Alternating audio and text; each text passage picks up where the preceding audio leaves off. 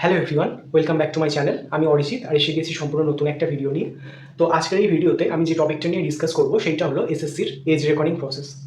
আমরা জানি MTS 2024-এর notification আসার কথা ছিল 7th অফ মেতে, কিন্তু ওটা ডিলে করেছে প্রায় 2 মাস। এবং চলতি মাসের 28 তারিখ থেকে, অর্থাৎ জুনের 28 তারিখ থেকে আমরা সবাই অ্যাপ্লাই করতে পারবো যারা এমটিএস 2024-এ অ্যাপিয়ার করবো। এবং এক্সামটা কিন্তু অনেকটাই পিছিয়ে গেছে, প্রায় আড়াই মাস মতো, এবং এক্সামটা হবে কিন্তু অক্টোবর এবং নভেম্বরে। তো এই যে ডিলে হয়ে গেল, এই ডিলে হওয়ার কারণটা যেমন অনেকের কাছে ব্লেসিংস হিসেবে এসছে, ঠিক তেমনই অনেকের কাছে, অনেক অ্যাসপিরেন্টের কাছে কিন্তু এটা চিন্তার বিষয় হয়ে দাঁড়িয়েছে। কারণ কি? কারণ এমন অনেক অ্যাসপিরেন্ট আছো যারা 25 বছরের ভার্জে পৌঁছে গিয়েছো, বা প্রায় 25 বছরের এজ হয়ে যাবে কয়েক মাসের মধ্যে। তো তারা এখন ভাবছো যে আমরা এই এক্সামে অ্যাপিয়ার করতে পারবো কিনা। তার কারণ এসএসসি এমটিএস এর এলিজিবিলিটি ক্রাইটেরিয়ার মধ্যেই রয়েছে যে বয়স 18 থেকে 25 বছরের মধ্যে হতে হবে। তো এই সমস্ত ডাউটস অনেকের মনেই অ্যারাইজ করছে, এবং আমি আমার প্রিভিয়াস ভিডিওসের কমেন্ট সেকশনে এই টপিকটার উপর ভিডিও বানানোর জন্য বা বোঝানোর জন্য আমি অনেক রিকোয়েস্ট পেয়েছি। তো আমি চেষ্টা করব এই ভিডিওটাকে যতটা লুসিড এবং সংক্ষিপ্ত রাখা যায়।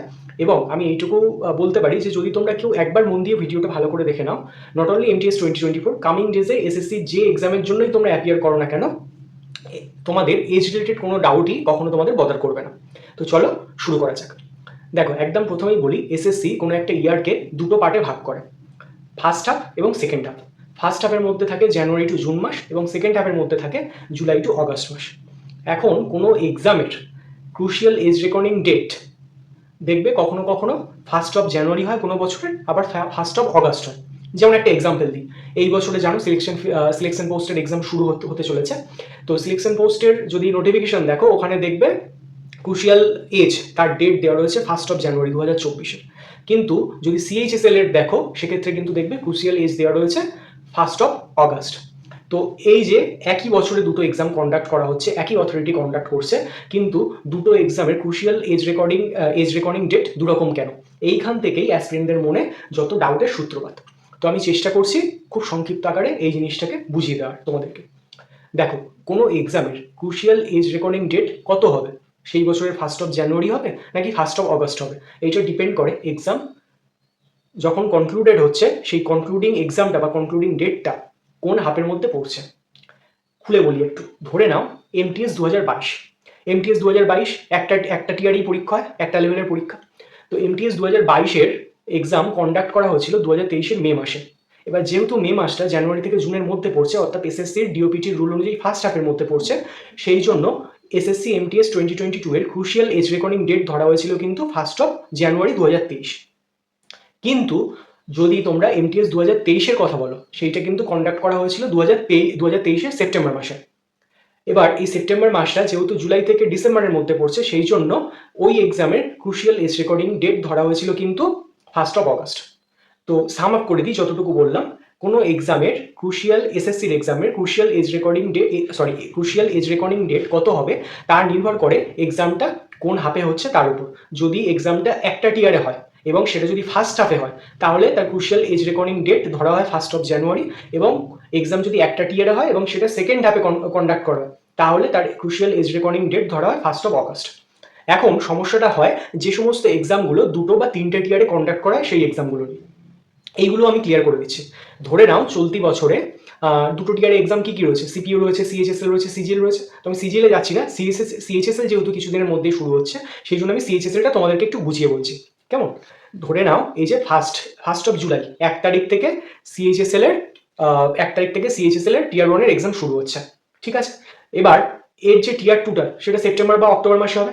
অর্থাৎ টিয়ার 1 এবং টিয়ার 2 দুটোই কিন্তু সেকেন্ড হাফের মধ্যে কনক্লুডেড হয়ে গেল। সেই জন্য সিএইচএসএল 2024-এর ক্রুশিয়াল এজ রেকর্ডিং ডেট ধরা হবে কিন্তু 1 অগস্ট। বুঝতে পারলাম? কিন্তু যদি পক্ষান্তরে তুমি সিলেকশন পোস্টের এক্সাম দেখো, সিলেকশন পোস্টের থেকে বেটার এক্সাম্পল হবে আমি যদি সিপিইউ 2024-এর এক্সাম্পলটা দিই।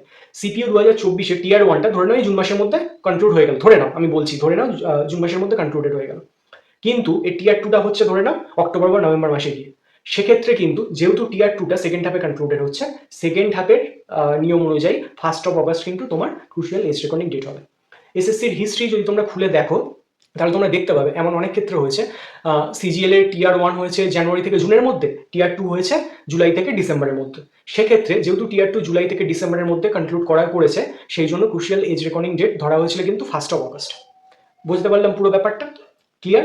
এখন আমি এই চলতি বছরের যে এক্সামগুলো চলছে সেই এক্সামগুলো নিয়ে একটুখানি বলে দিই। ধরে নাও সিএইচএসএল 2024, ঠিক আছে? যেমনটা বললাম, যেহেতু টিয়ার টুটা যেন জুন মাস তো পুরো শেষ, প্রায় শেষের দিকেই চলে এসছে। এখন সিএইচএসএল 2024 যদি জুন মাসেও হতো, তার টিয়ার টুটা হতো কিন্তু জুনের পরে গিয়ে। সেই জন্য সিএইচএসএল 2024 আমি নোটিফিকেশন অ্যাড করে দেবো স্ক্রিনে, দেখবে ওখানে ক্রুশিয়াল এজ রেকর্ডিং ডেট ধরা হচ্ছে কিন্তু 1 অগাস্ট। ঠিক তেমনই সিপিওর ক্ষেত্রেও তাই, যেহেতু টিয়ার টু ফিজিক্যাল এগুলো সব জুন মাসে পরে হচ্ছে, সেই জন্য ক্রুশিয়াল এজ রেকর্ডিং ডেট ধরা হয়েছে 1 অগাস্ট। সিলেকশন ফেজ যে এক্সামটা, ওটা কালকে থেকে মনে হয় শুরু হচ্ছে, 20 তারিখ থেকে। তো সেক্ষেত্রে যেহেতু জুন মাসের মধ্যেই এই 25-26 তারিখের মধ্যে যেহেতু এক্সামটা কনক্লুডেড হয়ে যাচ্ছে, সেই জন্য এই ক্রুশিয়াল এজ কিন্তু ধরা হয়েছে ফার্স্ট হাফের নিয়ম অনুযায়ী 1 জানুয়ারি। এখন কনক্লুড করতে এমটিএস 2024-এর কথা বলি। দেখো, এমটিএস তো একটা ফেজের পরীক্ষা, একটা টিআরএ পরীক্ষাটা হয়।